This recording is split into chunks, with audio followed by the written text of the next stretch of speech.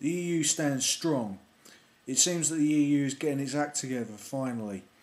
Their exports are booming. The imports are being balanced with exports, so there are not large current account deficits. And also immigration, the key subject on which the future of Europe will be decided, seems to be getting sorted out as well.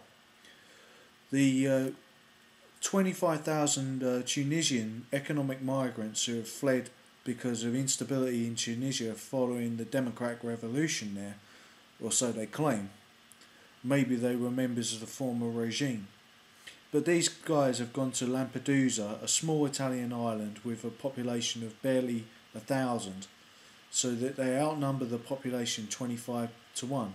The Italians, seeking to do their own thing within the European Union and ignoring immigration policy of keeping immigrants out from the point of entry to the European Union rather than allowing them into the Schengen Agreement countries and allowing them to have the same rights as EU citizens to move freely throughout the EU, decided to send them to France. Well, France did implement the Schengen Agreement rules, and they did block the economic migrants at the border.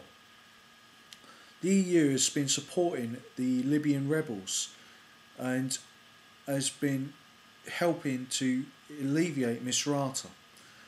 Many Libyans are going to sub-Saharan African countries because they took refuge in Libya under Colonel Gaddafi and now being forced out by the Libyans who are retaking their country back from African mercenaries used by Gaddafi.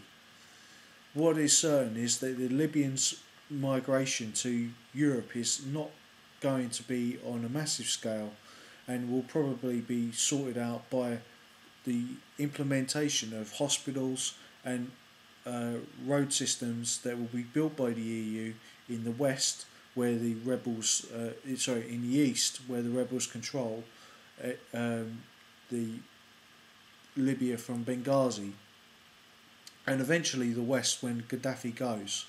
There will be a massive Marshall Plan for the Middle East and North Africa, which will bring the Islamic world into the secular democratic world and bring about the link between the European Union and North African Union and a Middle Eastern Union, which may well include Iran, as I've said many times before.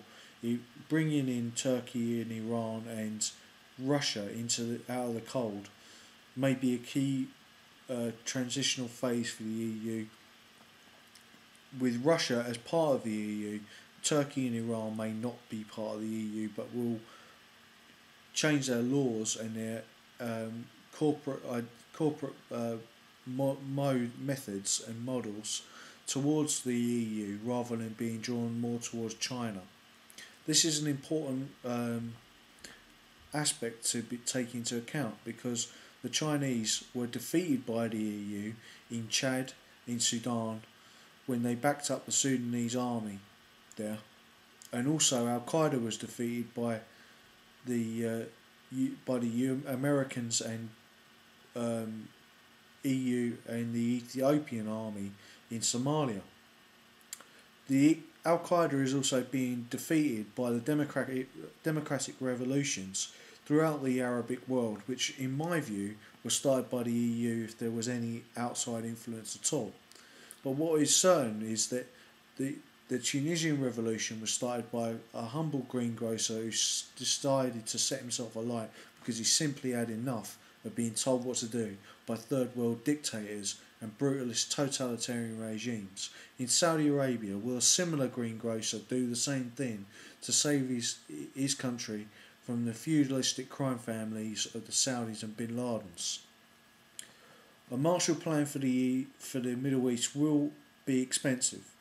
There will be pressures for immigration, but as they said on the France 24 debate, where I got much of my information for this vid from, and check their channel out, and Euronews, that the Schengen Agreement countries, which include Iceland as well as the EU itself, could have a rotational system for immigration for the people who are here who will just want to study and work for 6 months here and 6 months in their own countries.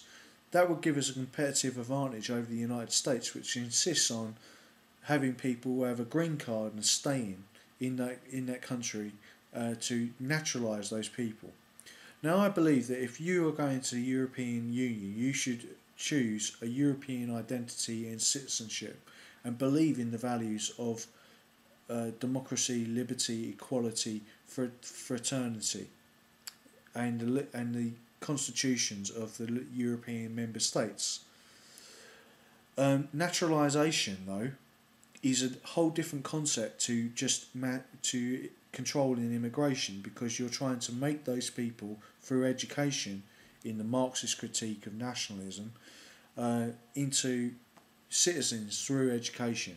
I do not believe in the Marxist critique of nationalism. I believe that there are dominant cultures within nations which then educate the people into social democracy. So you have nationalism and social democracy.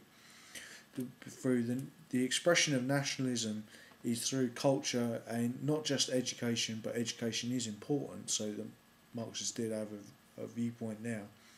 I'm a social democrat. I'm not a Marxist. And I am a democratic nationalist, English nationalist, but I believe in the EU. Europe, as I said, is getting its act together. It's expanding its power throughout the Middle East and North Africa, and affecting whether Iran decides to become an enemy nation of the EU or not.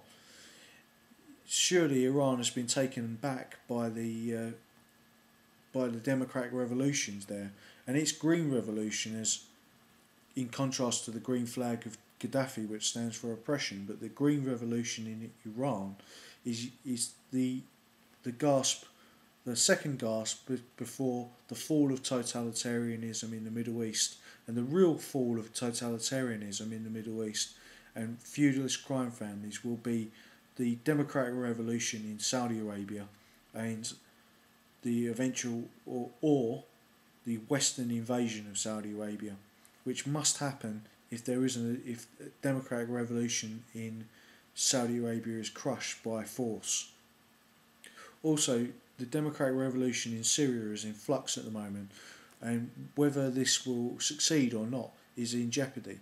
So the EU must put sanctions on Syria, and also think about a military intervention with the United States as the leading partner in this, because the United States has thousands of troops in Iraq.